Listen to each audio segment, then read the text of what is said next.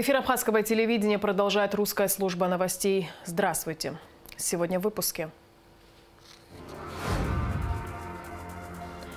Лучше поздно, чем никогда. В законопроект о выборах депутатов Народного собрания внесены изменения. Президент Абхазии Аслан Бжаня представил коллективу нового председателя Верховного суда Саиду Бутба. Подведены итоги первого модуля образовательной части проекта АОСХР, посвященного популяризации науки в нашей республике.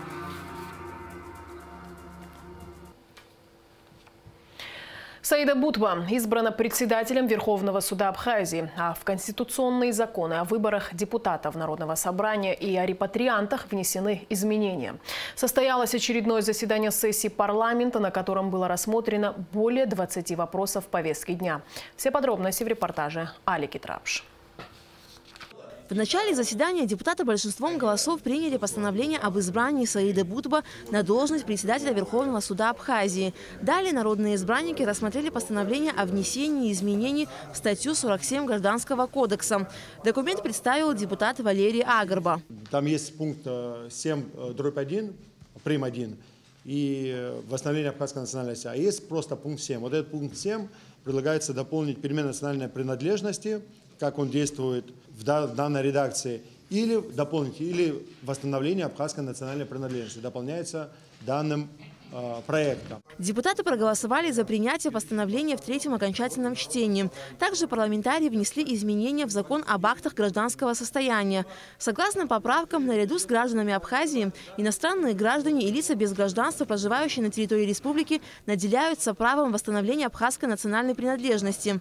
Указанные изменения позволят восполнить пробелы в данной сфере правового регулирования, предоставив гражданам право не только на перемену, но и на восстановление абхазской национальной принадлежности. Кроме того, изменения расширяют круг субъектов, обладающих этим правом. Депутаты также внесли изменения в некоторые законодательные акты в сфере деятельности местного самоуправления. Изменения коснулись сроков нахождения в должности исполняющих обязанности глав местных администраций и руководителей подразделений администрации, а также согласования их кандидатур. Так, кандидатам на должность главы администрации города, района, города в районе после назначения президента в соответствии с проектом данные должностные лица могут находиться в этом статусе не более 3 месяцев. В целях повышения эффективности взаимодействия между органами местного самоуправления и органами государственного управления администрации городов, районов, городов и сел определяются сроки назначения главы администрации, временно исполняющей обязанности руководителя структурных подразделений администрации, а также согласовываются кандидатуры руководителей жилищно-коммунального хозяйства, дорожного движения, ветеринарии, строительства, архитектуры, администрации города, района, города в районе. Решением депутатов из законопроекта был исключен пункт о создании резервного фонда органов местного самоуправления, направленного на финансовое обеспечение решения вопросов благоустройства, что является одной из главных задач местного самоуправления. Данный законопроект был принят в третьем окончательном чтении. Кроме того, депутаты внесли изменения в Конституционный закон о выборах депутатов Народного собрания парламента Абхазии. Согласно поправкам, депутатом парламента может быть избран гражданин Абхазии, владеющий государственным абхазским и русским языками. Также был изменен возрастной ценз до 30 лет. Законопроект вступает в силу с 1 января 2027 года. Без знания государственного языка, без знания русского языка мы не можем двигаться вперед. Некоторые говорят, что вот русскоязычное население не владеет, часть населения не владеет абхазским языком, государственным языком. На этот счет хочу сказать, что нет претензий к государству в течение 30 лет, а то и больше. Во всех школах Абхазии изучают абхазский язык. Для того, кто хочет его изучить, для того, кто хочет сделать себе карьеру, он найдет возможность, он будет изучать. Депутаты проголосовали за назначение на должность члена правления Национального банка Адгура Агарба. Кроме того, в первом чтении было принято постановление о проекте закона о социальной поддержке многодетных семей. Согласно проекту, многодетная семья – семья, в которой родились или воспитываются 3 и более детей. К мерам социальной поддержки семей с детьми относятся единовременные и ежемесячные выплаты. Размеры денежных выплат устанавливаются Кабинетом министров. Также многодетным семьям в зависимости от количества детей будут предоставляться определенные льготы. выплаты, в том числе по приему детей в детские сады, скидки на оплату коммунальных услуг, содействие в трудоустройстве родителей. Также в первом чтении депутаты приняли постановление о внесении изменений в Трудовой кодекс. Часть 1 статьи 122 звучала так. Минимальный размер месячной заработной платы устанавливается законом. Мы предлагаем норму. Минимальный размер месячной заработной платы устанавливается Кабинетом министров Республики Абхазия.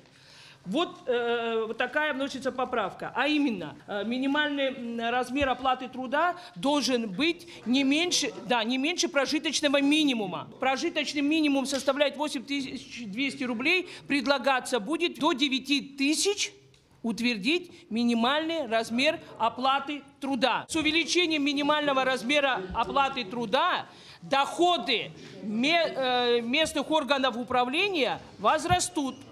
То есть подоходный налог будет увеличен. В первом чтении без обсуждения были приняты постановления о внесении изменений в некоторые законодательные акты, о государственном внебюджетном фонде репатриации и демографии. Далее были рассмотрены несколько земельных проектов. Депутаты дали согласие администрации Гулыбского района на предоставление земельного участка общей площадью 56 гектаров обществу с ограниченной ответственностью «Логистик-центр Групп» для строительства морского порта и сопутствующей инфраструктуры. В завершении сессии парламента депутаты Алхаз Джинджоли, Тайфун Ардзинба, Наталья Смыр, Леонид Чамагуа и руководители управления правового обеспечения Кабмина Андрей Гунья были награждены почетными грамотами за вклад в развитие законодательства Абхазии.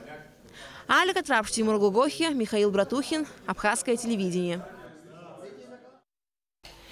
Президент Абхазии Аслан Бжаня представил коллективу нового председателя Верховного суда Саиду Бутба. С сентября прошлого года обязанности председателя Верховного суда исполняла заместитель председателя Ада Касланзе.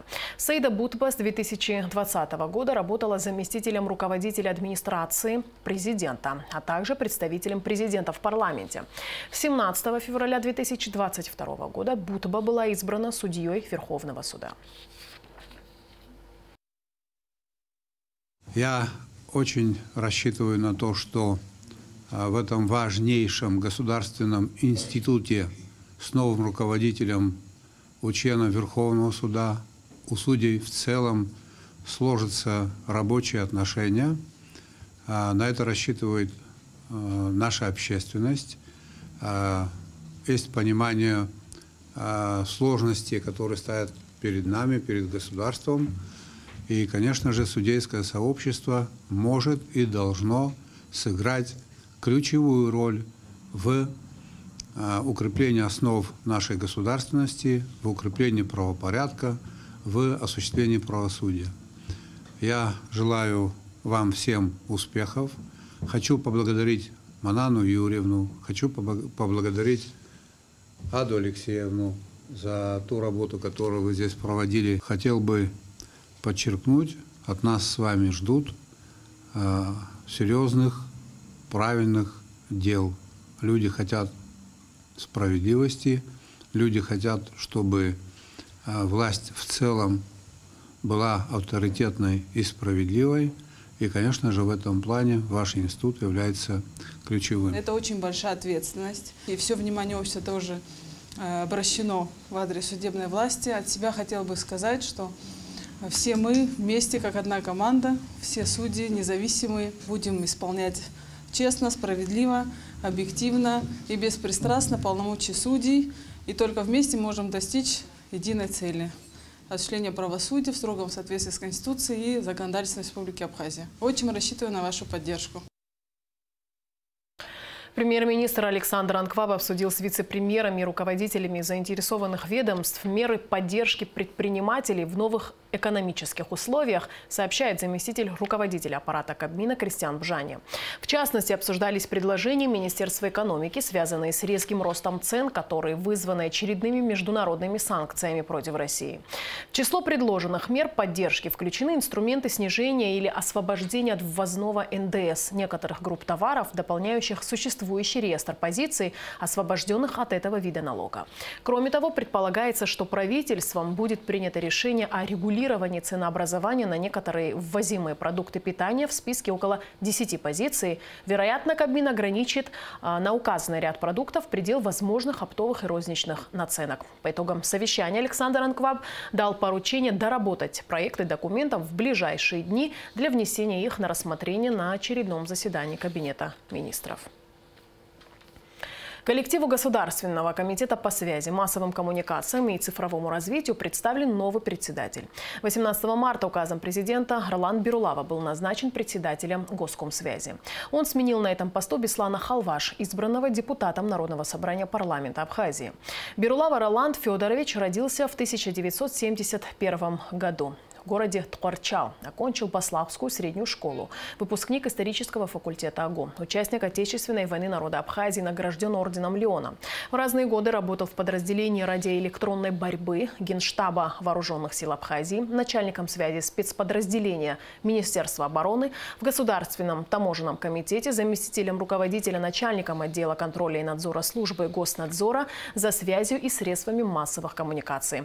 С 2020 года по настоящее время директор ГРУП «Радиочастотный центр».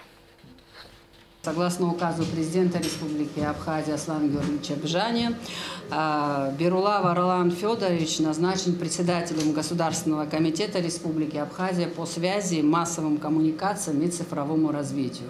Поэтому хотелось бы поздравить вас, пожелать вам всяческих успехов. Хочется отметить важное, что фактически с 1993 года вы работаете в этом направлении. Для вас эта отрасль не новая, вы достаточно профессионально к этому всегда относились. У вас есть заслуги перед Отечеством. Ролан Федорович награжден орденом Леона за боевые заслуги, поэтому искренне хочу поздравить и уверена, что у вас в этом направлении получится не хуже, чем получалось всегда ранее. Удачи вам, всего самого хорошего. При этом, конечно, хочется также поздравить Беслана Викторовича с избранием депутатом Народного собрания парламента Республики Абхазия, пожелать вам творческих успехов дальнейших на поприще законодательного сопровождения, в том числе отрасли связи. Удачи вам и всего самого хорошего. Мы искренне рады за вас. Руководство страны, на наш взгляд, приняло единственно правильное решение, назначив Роланда Федоровича на эту должность. Роланд Федорович большой опыт в области организации связи. Он возглавлял эту структуру на разные подразделения этой структуры, был заместителем комитета долгое время. И Ролан Федорович, как никто, лучше знает все, что происходит в этой отрасли. Это профессионализм в первую очередь и умение руководить большим коллективом. Всем огромное спасибо.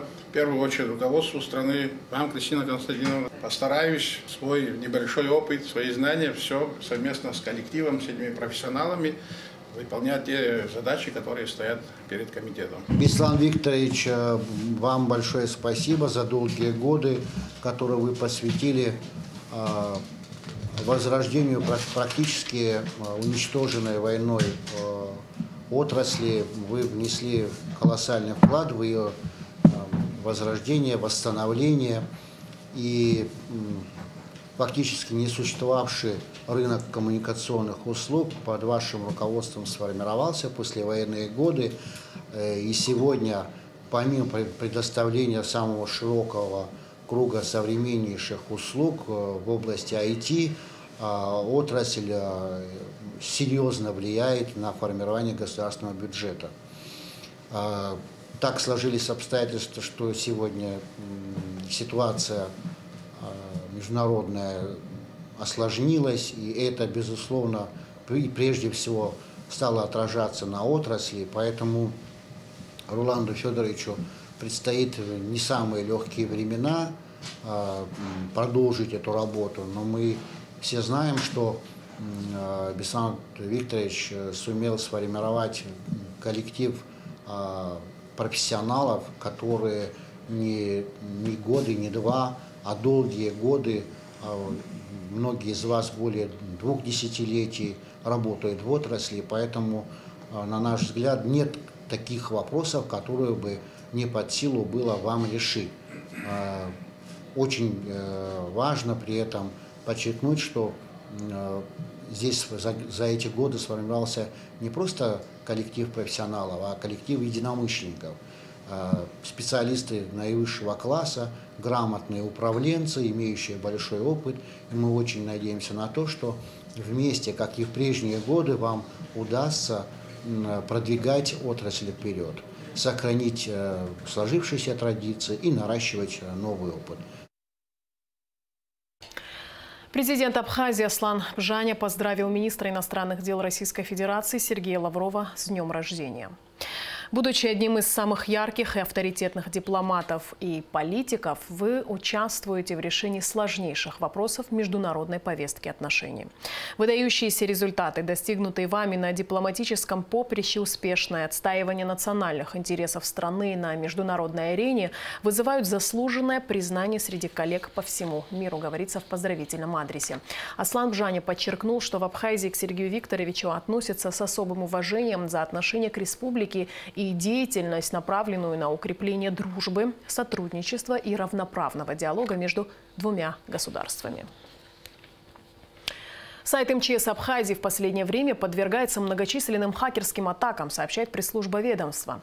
В МЧС подчеркивают, что атаки участились особенно после публикации об оказании гуманитарной помощи ДНР и ЛНР, а также о вывозе и размещении в Сухуми беженцев из Донбасса. IT-специалисты ведомства ведут работу по нейтрализации хакерских атак. Абхазская государственная топливная компания передала в пансионат «Айтар» 220 килограммов свежего мяса, приобретенного специально для беженцев из Луганской и Донецкой народных республик. По словам директора пансионата Тимура Адлиба, государство обеспечивает беженцев всем необходимым. Но, тем не менее, дополнительная продовольственная помощь не будет излишней. На сегодняшний день в пансионате «Айтар» находится 94 беженца, в числе которых 37 детей.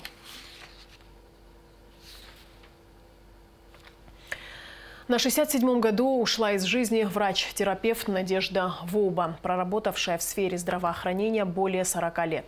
Во время Отечественной войны народа Абхазии Надежда Хаджаратовна работала в селе Кутол, где оказывала помощь раненым бойцам и жителям близлежащих сел. Награждена медалью за отвагу. Все послевоенные годы Надежда Вуба проработала в Ачимчирской районной больнице. Какое-то время и возглавляла ЦРБ.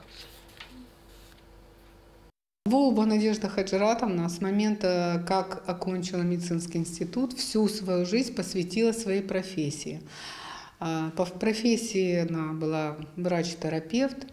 До военный период времени она работала в Кутольской врачебной амбулатории. Все село было на ней. Вела прием, смотрела детишек и все. В военное время работала, находилась в селе, оказывала помощь, много пришлось ей пережить в тот период времени. В послевоенный период работала терапевтом, работала главврачом. Очень заслуженный человек в плане того, что она очень чуткий, добрый, отзывчивый человек, очень тепло относилась к больным. Все, кто приходил к ней, всегда уходили от нее довольные, обласканные, получив внимание, заботу, назначение. 3 недели назад на улице Мушнихвардске срубили дерево, восточный платан, который рос в этой местности много лет. Обеспокоенные данным фактом местные жители обратились в нашу редакцию. Чтобы выяснить, в чем причина и было ли разрешение на вырубку дерева, мы, в свою очередь, обратились в Государственный комитет по экологии и охране окружающей среды. Никаких обращений не было к нам и, соответственно, не было официального экологического заключения по вырубке данного дерева. Ну, а как стало достоянием экологов, скажу вам так. Один из наших сотрудников был в эти края и увидев, доложил, и, соответственно, я инспекторов наших послал, и они обнаружили, по которому составили акт. И по этому акту сейчас идет разбирательство. Если в ходе разбирательства выяснятся все необходимые моменты для расследования данного дела, то будет предъявлен административный штраф. Если же этот административный штраф будет превышать допустимого значения по положению, то дела будут переданы в экологическую прокуратуру. Ну, пока не будем предвосхищать события, я думаю, что мы этот вопрос решим. Как только мы установим личность или кто непосредственно организовал это дело, мы в виде предписания дадим о необходимости компенсаторных посадок на этом месте. Хочу обратиться и сказать, чтобы народ не производил бы какие-либо посадки вокруг своего дома самостоятельно. Мало-помалу наша страна, городские службы идут к тому, чтобы в городе начать плановые озеленения. Вот, как вы помните, несколько месяцев назад проводились капитальные ремонтные работы по улице Абазинская, в результате чего пришлось дать разрешение на вырубку аллейным рядам камфорного лавра. Но взамен будут производиться компенсаторные посадки, аллейные посадки очень высокодекоративного растения. Но это в плане. Какое растение? Ну, скорее всего, будет магнолия, наверное, крупноцветковая. Я хочу обратиться к народу и сказать, что по необходимости, ну, если дерево будет представлять угрозу каким-то коммуникациям или жизни людей и так далее, да, в этом случае мы идем на то, чтобы дать разрешение на вырубку. А от того, что хочу построить магазин и мешает мне дерево, это мы, как правило, не даем. И по этому поводу просьба не беспокоить, а пощадить зеленые насаждения в городе. Делегация Министерства просвещения и языковой политики Абхазии во главе с министром Иналом Габле вернулась из Москвы, где принимала участие в первом Всероссийском форуме «Педагогическое образование» в Российском классическом университете. На полях форума между Министерством просвещения и Российской академией образования был подписан план развития сотрудничества между ведомствами на 2022-2024 годы. В рамках поездки делегация из Абхазии также посетила Сеченовский университет, кафедру безопасности, жизнедеятельности, медицины катастроф, а также Государственную научно-педагогическую библиотеку имени Ушинского. Расширенный материал об участии делегации Министерства просвещения и языковой политики в первом Всероссийском форуме «Педагогическое образование» в Российском классическом университете смотрите после выпуска новостей. Подведены итоги первого модуля образовательной части проекта АОСХР, посвященного популяризации науки в нашей республике. 6 школьников, которые будут дальше заниматься подготовкой научных проектов, отобраны по итогам образовательного модуля. Проект АОСХР спонсируется фондом Амшра. Подробности в репортаже Сарии Кварацхелия. Основная идея проекта АОСХР – повышение естественно-научной грамотности среди школьников, определение науки как способа познания мира, где дети приобретают знания путем исследований. АОСХР состоит из 2 модулей – образовательного и популяризации науки. В образовательной части проекта проводились занятия с детьми в естественно-научной области, и завершились они отбором 6 человек, которые дальше будут заниматься подготовкой научных проектов. Этот проект мне понравился во многом. Больше всего мне понравилось работать с Тимуром и Ваней в проекте по экологии Абхазии. Наш проект занял одно из призовых мест в этом проекте, и за это я благодарю очень многих. В проекте АОСХР участвуют школьники от 12 до 15 лет. Они самостоятельно брали анализы крови, записывали энцефалограмму, изучали влияние окружающего воздействия. Дети сами проводили химические эксперименты. Помимо этого, их учили писать проекты. По словам заведующей кафедры экспериментальной биологии и медицины, биолога географического факультета АГУ Ларисы Ахуба, результаты радуют, так как дети стали не просто выпускниками проекта, но и единомышленниками в дальнейшей реализации научно-популяризационных мероприятий. Представили такие проекты, которые, если бы на самом деле у нас было бы время, мы бы, наверное, занялись и реализовали их сегодня же. Но обстоятельства работают не всегда в нашу пользу. Я думаю, что со временем мы их реализуем, потому что они действительно реальные и они действительно принесут пользу. Основой всего было критическое мышление. Без основ критического мышления сегодня существовать в современном обществе невозможно. По словам организаторов проекта, идея создания УСХР родилась еще 2 года назад. И благодаря поддержке благотворительного фонда «Амшра» год назад проект удалось реализовать. Мы с удовольствием поддержали проект УСХР, потому что это проект направлен на будущее. И то я посмотрела, как в процессе реализации проекта, с каким энтузиазмом ребята приходили, с каким энтузиазмом нелегкие иногда задачи они решали. Потому что этот проект – это еще и профориентационный проект. То, что сегодня нам с вами нужно, нам, взрослым, надо очень серьезно делать. Потому что мы с вами знаем, заниматься нелюбимым делом – это очень неприятно. Поэтому если эти ребята пришли сами, выбрали этот путь, я хочу, чтобы у них все было хорошо. А мы постараемся поддерживать ваши инициативы. Я надеюсь, что ребята вырастут и сами уже будут писать проекты. И обращайтесь в фонд «Амшра». В финале первого этапа научно-образовательного проекта УСХР приняла участие заместитель министра просвещения и языковой политики Ада Кварчия. Они уже сегодня задумываются, что мы можем сделать для развития своего, может быть, небольшого дворика, может быть, дальше района, потом города, а потом уже дальше и в целом для страны. То есть это живой патриотизм. 6 финалистов УСХР предоставят свои проекты на завершающем финальном этапе уже этим летом, а все остальные участники получили сертификаты и специальную научную литературу. Сария Кварацхелян, Арина Агухава, Абхазское телевидение. В рамках международного проекта «Арт-палитра» в Сухуми открылась выставка детского рисунка. Здесь представлены работы юных воспитанников Дома творчества «Айнар» и художественной школы номер 2 имени Сурикова города Липецк. Сотрудничество школ продолжается 8 лет. Сегодняшняя экспозиция получила название «Цвет». На выставке побывали наши корреспонденты. Репортажи с Магуланзе. 11-летняя Мария Шоуа занимается рисованием уже 6 лет. Больше всего ей нравится писать с натуры. Представлены на выставке «Натюрморт с кувшинами» очередная яркая работа юной художницы. В основном девочка рисует гуашью, однако в будущем мечтает освоить акварельную и масляную техники, как все великие художники. Однако чье творчество самое великое, Мария пока не решила. Я сейчас читаю книгу про великих художников, но пока фаворита не нашла. Я люблю рисовать разные картины. Я еще рисую пейзажи, животных, людей.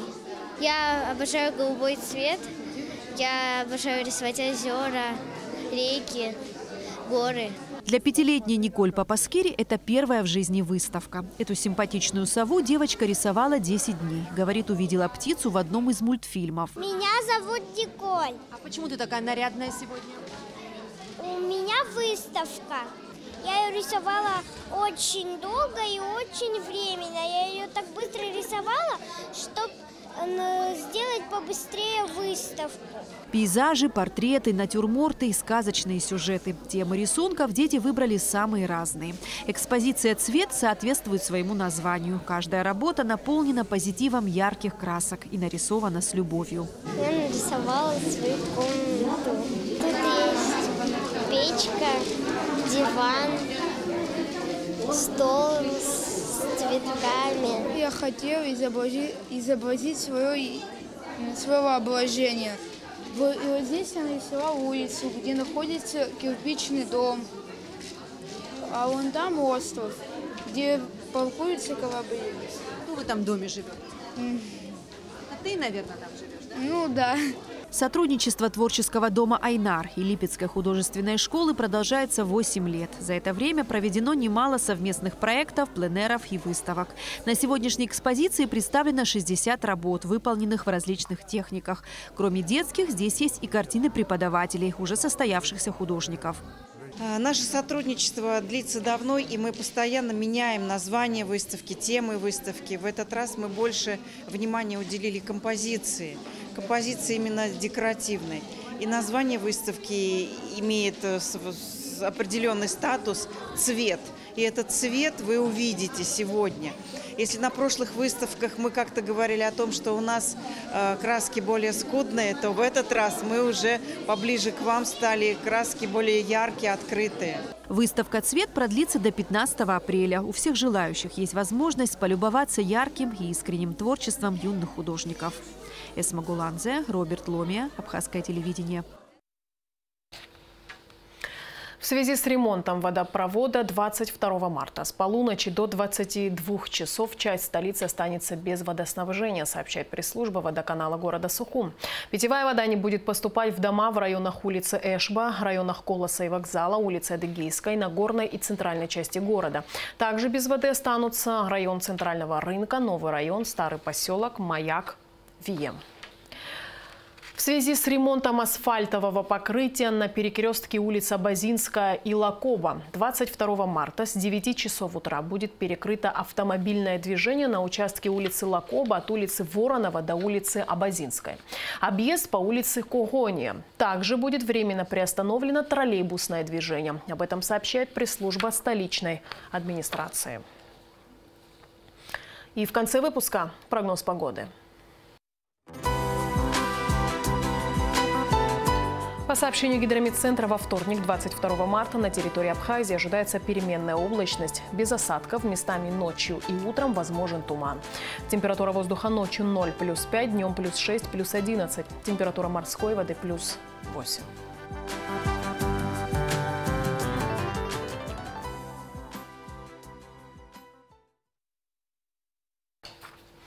На этом наш выпуск завершен. Всего доброго и до встречи в эфире.